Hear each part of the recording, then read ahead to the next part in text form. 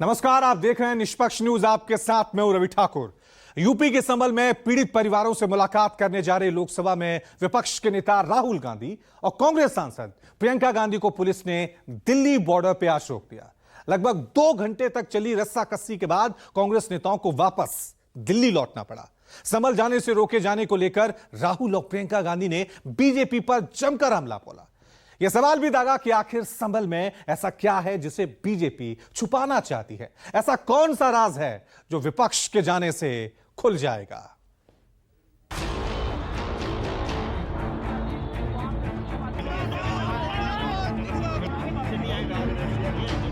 मंजिल संभल थी और मकसद पीड़ितों के जख्मों पर मरहम लगाना, लेकिन सत्ता ने राहुल का रास्ता रोक दिया। बहन प्रियंका के साथ संभल पहुंचने का सपना पूरा नहीं हो सका। कांग्रेस का कारवां दिल्ली मेरठ एक्सप्रेसवे से संभल के लिए निकला ही था कि गाजीपुर बॉर्डर पर यूपी पुलिस ने राहुल का रास्ता रोक लिया। पलक झपकते ही सैकड़ों पुलिसकर्मियों की भीड़ ने राहुल को घेर लिया। गाजीपुर बॉर्डर पुलिस छावनी में बदल गया। ऐसा लगा मानो पुलिस का एकमात्र लक्ष्य राहुल को संभल जाने से रोकना था। राहुल ने नेता विपक्ष के अधिकारों का हवाला दिया। ये सवाल भी दागा कि आखिर उन्हें किस आधार पर रोका जा रहा है। क्या उनके संभल जाने से वहां के हालात बिगड़ जाएंगे? लेकिन किसी सवाल का माकूल जवाब नहीं मिला। My right to go there to see what's going on. मेरा अधिकार है ये। What basis if they deny the LOP permission to go? It's the issue of law and order. But am I going to disturb law and order? But I'm going to go with the police quietly and come back. I'm going alone. अकेला। Police ने राहुल और प्रियंका को संभल जाने से रोक दिया। राहुल के अकेले जाने की अर्जी को भी ठुकरा दिया, लेकिन किसके आदेश पर नेता विपक्ष को रोका गया, इसका कोई सबूत भी नहीं दिया। यहाँ पे मतलब रोकने को बोला है। हम पूछ रहे हैं कि भाई परमिशन तो दिखाओ, ऑर्डर दिखाओ, कैसे कर रहे हो, किस बेसिस पे कर रहे हो। जब वर्दी वालों से राहुल को कोई राहत नहीं मिली, संभल जाने की उम्मीदें टूटने लगी। निराशा के इस बादल को चीरते हुए राहुल गांधी जनता से रूबरू हो गए, मानो पूरा देश उन्हें देख रहा हो, और उस शासन प्रशासन को भी जिसने संभल का रास्ता रोक रखा। संभल जाने की कोशिश कर रहे हैं, पुलिस मना कर रही है, अलाउ नहीं कर रही है। एज एलओपी मेरा अधिकार बनता है कि मैं जा सकता हूं, मगर तब भी वो मुझे रोक रहे हैं। मैंने कहा है कि मैं अकेला जाने को तैयार हूं, पुलिस के साथ जाने को तैयार हूं, मगर उन्होंने वो भी बात एक्सेप्ट नहीं की और अब कह रहे हैं कि कुछ दिनों में अगर हम वापस आएंगे तो फिर वो हमें जाने देंगे। ये एक्चुअली जो एलओपी के अधिकार हैं उसके खिलाफ है। राहुल के सामने जब कोई भी बड़ा व्यवधान आता है, उनके हाथ में संविधान आता है। गाजीपुर बॉर्डर पर कुछ ऐसा ही हुआ। राहुल गांधी को जब कोई और रास्ता नहीं सूझा तो उन्होंने समर्थकों से संविधान की किताब मांगी। हाथ में संविधान आते ही राहुल की जबान पर लोकतंत्र आया, फिर आखिरी सांस तक संघर्ष का ऐलान हो गया। ये कॉन्स्टिट्यूशन के खिलाफ है। हम सिर्फ संभल जाना चाहते हैं, देखना चाहते हैं वहाँ क्या हुआ, लोगों से मिलना चाहते हैं। मगर हमारा जो कॉन्स्टिट्यूशनल अधिकार है, मेरा जो कॉन्स्टिट्यूशनल अधिकार है, उसको मुझे दिया नहीं जा रहा है। तो यही है, नया हिंदुस्तान है, कॉन्स्टिट्यूशन को खत्म करने का हिंदुस्तान है। राहुल जी नेता प्रतिपक्ष हैं, उनके संवैधानिक अधिकार होते हैं, वो बाकी लोगों से अलग होते हैं, उनको रोका नहीं जा सकता इस तरह से। उनका संवैधानिक पद है, संवैधानिक अधिकार है कि उनको अलाउ किया जाए कि वो पीड़ितों से मिलने जाएं। उन्होंने ये भी कहा कि मैं अकेला चले जाऊंगा, यूपी की पुलिस के साथ मैं अकेला चले जाऊंगा, मुझे अकेला ले जाइए। वो भी करने के लिए तैयार नहीं है। सत्ता ने तय कर रखा था कि राहुल को किसी भी सूरत में संभल नहीं जाने देना, और गाजीपुर बॉर्डर पर उसका सबूत भी मिल गया। जब राहुल को यकीन हो गया कि उन्हें अब वापस लौटना ही होगा, तो उन्होंने सोशल मीडिया के जरिए देश के सामने वो सूरत भी रख दी। गाजीपुर बॉर्डर की रस्साकशी का वीडियो शेयर करते हुए सोशल मीडिया प्लेटफॉर्म एक्स पर राहुल ने लिखा, पुलिस ने हमें संभल जाने से रोक दिया। विपक्ष के नेता होने के नाते मेरा अधिकार और कर्तव्य है कि मैं वहां जाऊं, फिर भी मुझे रोका गया। मैं अकेला जाने को भी तैयार हूं, लेकिन वो इसके लिए भी नहीं माने। ये संविधान के खिलाफ है। भाजपा क्यों डरी हुई? अपनी नाकामियों को छुपाने के लिए पुलिस को आगे क्यों कर रही?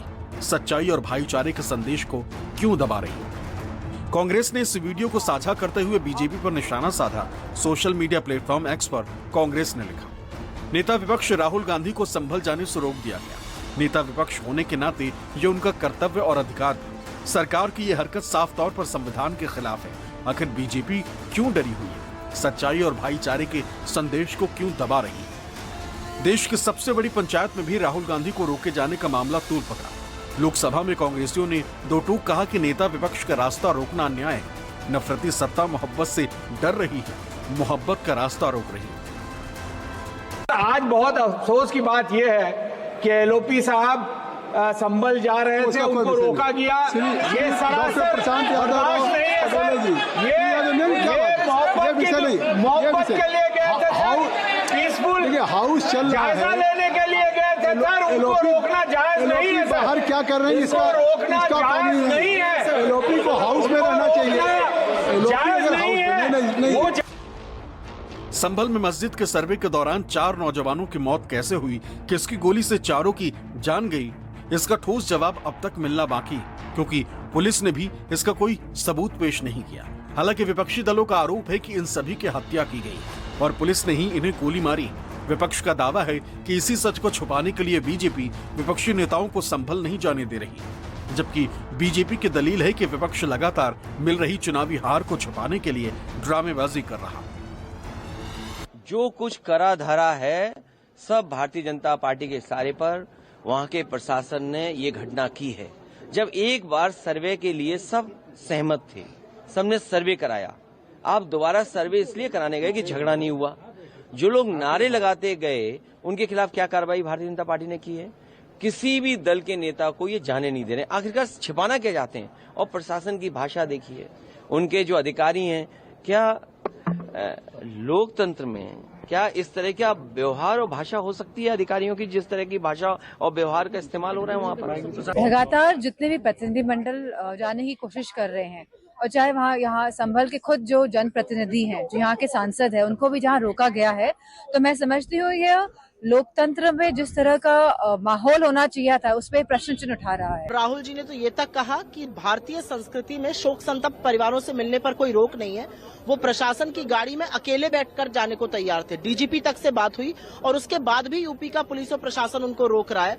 तो जरूर मन में ये सवाल उठता है कि ऐसा कौन सा सच है जिसको छुपाया जा रहा है, कौन सा ऐसा सच है जिस पर पर्दा डाला जा रहा है? क्योंकि हमने देखा है कि ऐसे ही सच छुपाने की कोशिश हाथरस में, लखीमपुर में, उन्नाव में, तमाम जगह हुई थी। पहले समाजवादी पार्टी की ड्रामेबाजी चलती रही और अब कांग्रेस के नेता और प्रतिपक्ष के नेता श्री राहुल गांधी जी और कांग्रेस ही अपना नौटंकी शुरू कर दिए हैं। उनको सबको लगता है कि सब संभल चले जाएंगे तो उनको मुक्ति मिल जाएगी। जैसे श्री अखिलेश यादव जी यूपी में जो हार का जख्म लगा है उससे सह नहीं पा रहे हैं, वैसे श्री राहुल गांधी जी और कांग्रेस पार्टी हरियाणा से लेकर के महाराष्ट्र तक में जो हार का गहरा घाव लगा है उसे वो बर्दाश्त नहीं कर पा रहे, उससे ध्यान बांटने के लिए इस प्रकार के काम कर रहे हैं। समाजवादी पार्टी का आरोप है कि यूपी में उपचुनाव के दौरान हुई चुनावी धांधली की चर्चा से ध्यान भटकाने के लिए बीजेपी ने संभल में हिंसा करवाई, जबकि बीजेपी का दावा है कि समाजवादी पार्टी के सांसद और विधायक की आपसी रस्साकशी के कारण संभल में ऐसे हालात बने। संभल हो क्यों रहा है? संभल की घटना इसलिए है कि जो वोट की लूट हुई उसमें चर्चा नहीं हो, पुलिस ने वोट नहीं डालने दिया इसमें चर्चा नहीं हो। ये ड्रामा है। मुस्लिम वोटों के लालच में पहले समाजवादी पार्टी का एक शो हुआ, अब दूसरा शो कांग्रेस कर रही कि वो भी मुसलमानों की हमदर्दी दिखाना चाह रहे हैं। राहुल गांधी का काफिला रोके जाने के कारण गाजीपुर बॉर्डर पर घंटों ट्रैफिक जाम रहा और आखिरकार ये ट्रैफिक जाम तभी खुला जब राहुल और प्रियंका गांधी का कारवां दिल्ली की तरफ लौट चला।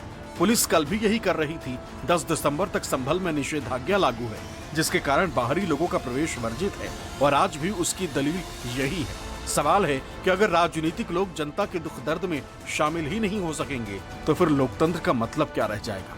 Bureau report, news 24।